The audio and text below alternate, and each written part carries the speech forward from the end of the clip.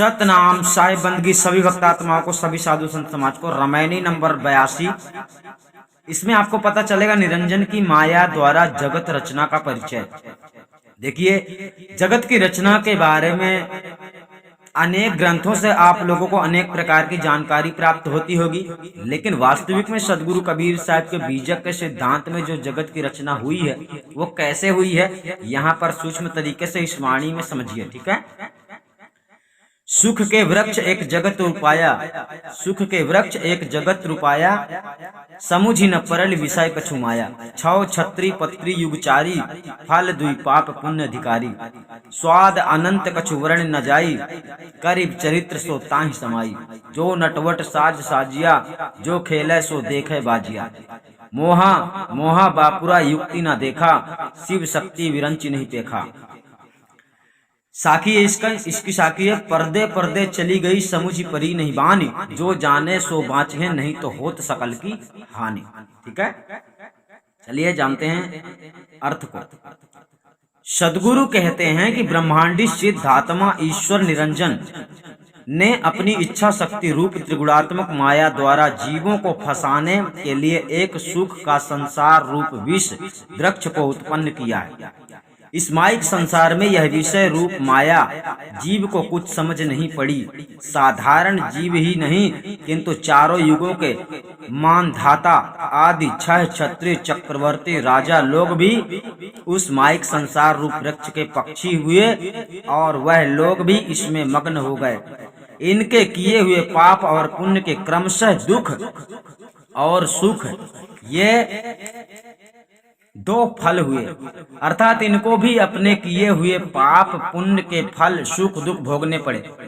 उन फलों को भोगने के लिए ये लोग अधिकारी भोक्ता हुए। यद्यपि इस संसार वृक्ष पर बैठे हुए सभी जीव रूप पक्षी अपने किए हुए पाप पुण्य के फल सुख दुख भोगते हैं, राजा लोग विशेष भोगते हैं, इसलिए उन्हीं का नाम लिया है। जो जिज्ञासु जन इस संसार रूप विष विषयों से विरक्त होते हैं वही आत्मकल्याण प्राप्त कर सकते हैं। प्रथम कहे हुए उन पाप पुण्य के सुख दुख रूपी फल का स्वाद अनंत है, जिनका कुछ वर्णन नहीं किया जा सकता है। उस निरंजन की माया शक्ति अनेक प्रकार के चरित्र करके उसी संसार में व्याप्त होकर रहती है। उसकी वह माया शक्ति बड़ी निपुण नट की तरह साज सजावट को अर्थात अनेक प्रकार के दृश्यों की साधन सामग्री को सजाया करती है, अर्थात सदैव प्रस्तुत किया करती है। इस नटनी माया के खेल में जो जीव खेलता है वह माया नटनी के साथ नाचता रहता है। वह इसकी बाजी को देखता है, अर्थात माया के खेल में अनुकूल प्रतिकूल पदार्थों को देखकर प्रसन्न और अप्रसन्न होता रहता है। अर्थात उस माया के खेल में ऐसे दृश्य होते हैं कि संसारी जीव उस माइक विषय सामग्री को देखते हुए कभी अनुकूल होने से प्रसन्न और कभी प्रतिकूल होने से अप्रसन्न होते रहते हैं। तथापि उन खेलों में ऐसी मोहकता है कि बरबस उस दृश्यों के देखने तथा फल भोगने से विरक्त कभी नहीं होते हैं। माया मोह में मोहित हुआ विचारा जीव उस माया की मोह मूलक युक्ति को अर्थात उस माया के मनोहर रूप को नहीं देख सकता और इससे बचने का उपाय नहीं सूझा, अर्थात सब लोग उसके चकाचौंध में पड़ गए। साधारण संसारी जीवों की तो बात ही क्या, ब्रह्मा शक्ति और शिव जी आदि अधिकारी पुरुष भी नहीं देख सके, अर्थात वे भी निरंजन की माया लीला का रहस्य ना जानकर उससे मोहित हो गए।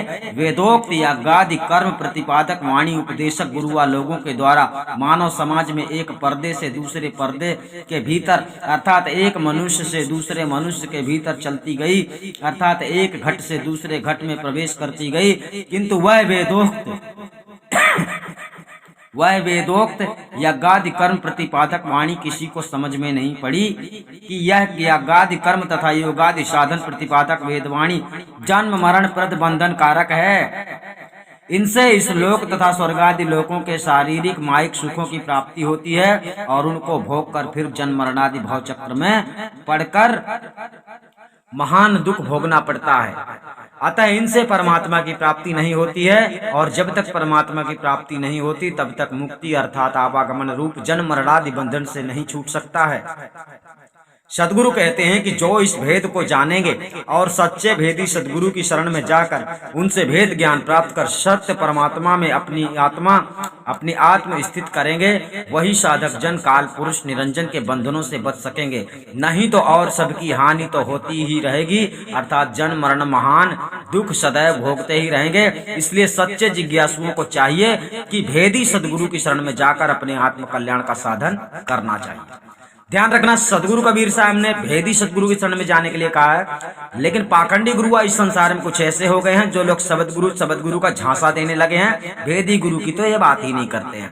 ठीक है, ये लोग सतगुरु की तो बात ही नहीं करते हैं। तो कुछ पाखंडी ऐसे भी हैं जिनसे आपको दूर रहना है और बचना है, सतगुरु की असली वाणी को समझना है और पाखंडियों से दूर हो जाना है, तभी आपकी अंतिम इच्छा, जीवन का मकसद पूरा होगा, यानी मोक्ष मिलेगा। सतनाम साहिब बंदगी। हम आपको फिर मिलेंगे अन्य वाणी के साथ।